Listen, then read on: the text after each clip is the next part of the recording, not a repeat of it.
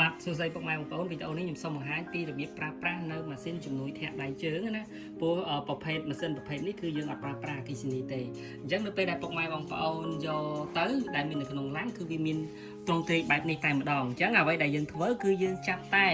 ឈ្នាន់ទាំងសងខាងឆ្វេងស្ដាំនេះទេអញ្ចឹងវាអត់មានអីតម្លើងច្រើនទេនេះឈ្នាន់នេះយើងមានកន្លែងនេះហើយវាមានខ្ចៅសម្រាប់មូលអញ្ចឹងយើងតម្លើងពីឆ្វេងនិងស្ដាំមកហើយឆ្វេងស្ដាំគេមានបង្ហាញអញ្ចឹងអក្សរនេះអក្សរ L នេះមានន័យថានៅផ្នែកខាងឆ្វេងហើយនៅផ្នែកខាងស្ដាំគឺអក្សរ O នេះទៅអញ្ចឹងណាអញ្ចឹងពុកម៉ែបងប្អូនអាចយល់ឲ្យទោះយើងតម្លើងទៅក៏វាឆ្កងដែរបើសិនជាតម្លើងខុសណាអញ្ចឹងចំពោះមុខងារការប្រើប្រាស់របស់វាអញ្ចឹងនៅលើនេះជាធម្មតាយើងចុចប៊ូតុងក្រហមនេះមួយអញ្ចឹងយើងចុចប៊ូតុងក្រហមនេះមួយម៉ាស៊ីនវានឹងចាប់ផ្ដើមដំណើរការអញ្ចឹងនៅពេលដែលយើងចុចមួយម៉ាស៊ីននឹងចាប់ផ្ដើមដំណើរការនៅពេលដែលពុកម៉ែបងប្អូនធាក់ទៅម៉ាស៊ីននឹងវាលោតតួលេខឲ្យអញ្ចឹងខ្ញុំចង់បង្ហាញថានៅលើអេក្រង់ដែលបង្ហាញព័ត៌មាននេះគឺតនិចនេះវាជាអ្នកចង្អុលបង្ហាញអញ្ចឹងវាមានអក្សរ T D C T C ហើយនិង CA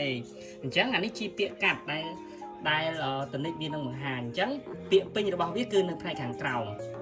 អញ្ចឹងអក្សរ T ហ្នឹង T គេ T ហ្នឹងគឺស្មើនឹង time ហ្នឹងគឺជាពេលវេលា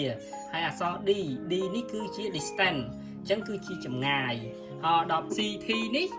ឬ TC នេះគឺជាការរាប់ចំនួន count នេះណាដល់ពេល CA គឺ calorie ហ្នឹងមានន័យថាការប្រើប្រាស់ថាមពលនៃការធាក់ដៃជើងរបស់ពុកម៉ែបងប្អូនលើចំណាយកម្លាំងថាមពលមានថាការចំណាយកម្លាំងនៃការប្រើប្រាស់អញ្ចឹងគឺមុខងារនៃការប្រើប្រាស់នៅលើម៉ាស៊ីនធាក់របស់យើងមានប៉ុណ្ណឹងហើយអ្វីដែលយើងប្រើមួយទៀតនេះគឺកន្លែងនេះ